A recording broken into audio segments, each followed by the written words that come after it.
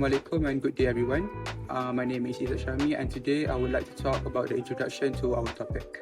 Thin-Layer Chromatography (TLC) is a simple, quick and cost-effective analytical technique widely used in various fields including pharmaceuticals.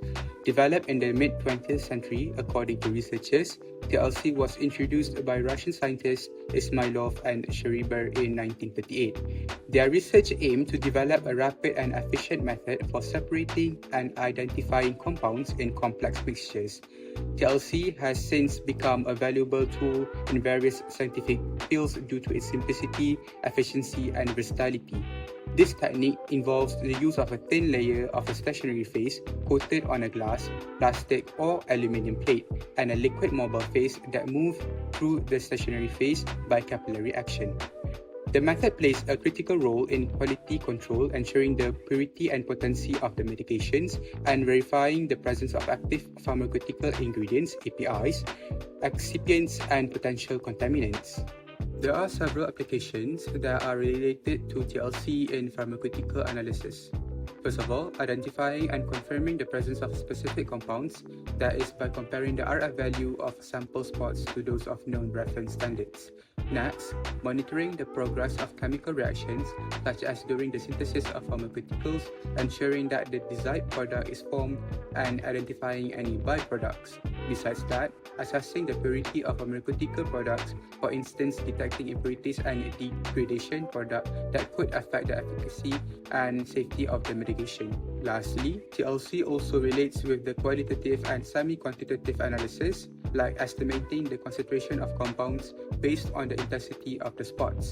However, in this case study, we only focus on the first application, that is identifying and confirming the presence of specific compounds. Hi, my name is Izzati Sofia, and now let's move on to the theory.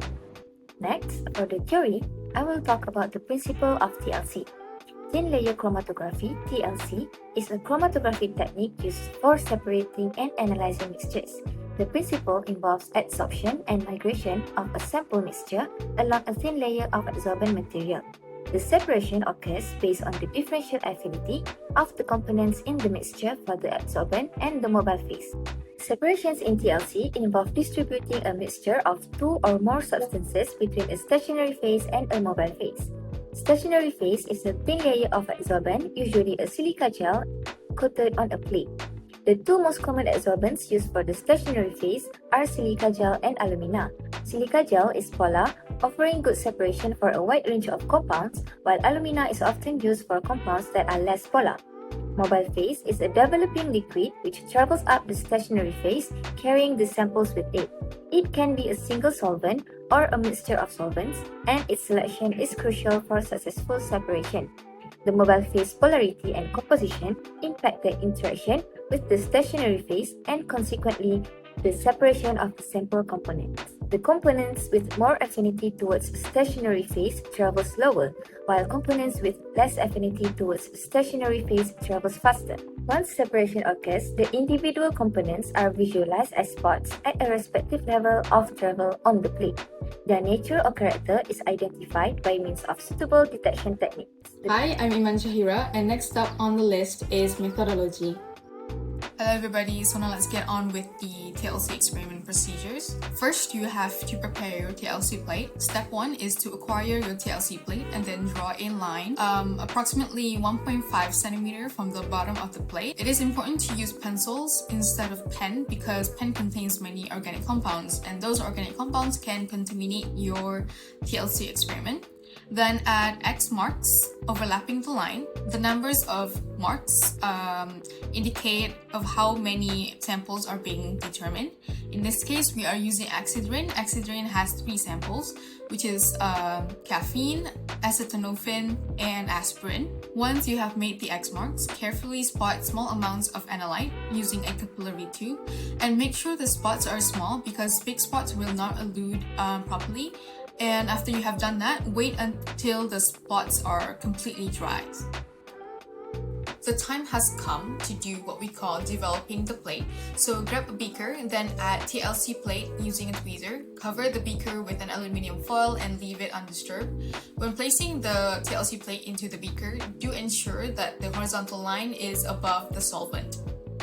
Once the solvent has traveled at an appropriate distance, remove the TLC plate from the beaker using a tweezer, then immediately mark the solvent front using a pencil to avoid evaporation.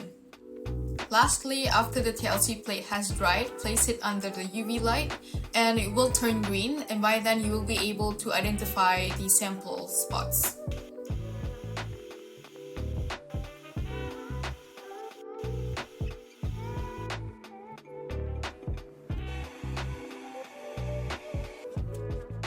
Hi, my name is Sofia binti Zamzuri. In this part, I'm going to explain the example of result for thin-layer chromatography. Now, let's look at the example of result for thin-layer chromatography experiment. For this report, we use a common over-the-counter pain relief medication, often referred to as Excedrin, as an example to demonstrate and analyze the components in Excedrin. What is Excedrin? Excedrin typically comes in various formulations, including tablets and caplets, each containing a combination of acetaminophen, caffeine, and aspirin. These active ingredients are typical in such medications and are suitable for demonstrating the TLC process in pharmaceutical analysis.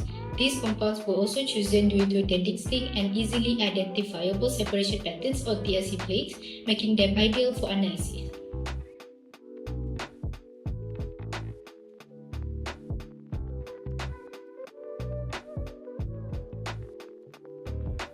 In thin-layer chromatography analysis, the retention factor values can vary based on solvent system and other experimental conditions. Generally, the following RF values are observed for the active ingredients in Excedrin. Firstly, caffeine. It typically has the lowest RF value due to its higher polarity, often around 0.15 until 0.30. Secondly, acetaminophen or paracetamol. It has a moderate RF value, usually around 0.30 until 0.55. And lastly, aspirin, which typically has the highest RF value among the three, around 0.55 until 0.70. Next, the RF values can be calculated using the equation below, which is RF equals the distance traveled by the compound divided with distance traveled by the solvent front. Thus, based on the result from this experiment, we can conclude that caffeine will travel the shortest distance, followed by acetaminophen, and aspirin will travel the fastest. Now, it is time to make a conclusion based on Izzat, Izzati, Hani, and Iman's explanation earlier. To conclude, we discussed on the definition of TLC and the inventor, which from this, TLC could be defined as technique that we use in the lab to separate and analyze mixtures of chemical substances. TLC are beneficial in pharmaceuticals and can be applied in pharmaceutical analysis like we observed in this discussion, but with different compounds. Based on the theory discussed, TLC has a very specific principle in terms of TLC usage and its reaction for analysis. We were told earlier about the separation in TLC that should basically occurs in every TLC experiment procedure. This process was also said to involve absorption and development. That is why it is very suitable detection technique because it leads to a very clear separation result. After my friends enlightened us about the method of TLC technique, we are now aware that it is an easy procedure that we could follow to experiment and discover, as it only took 4 steps generally. Next, our choice in example result is an Excedrin mixture that was explained by my friend earlier.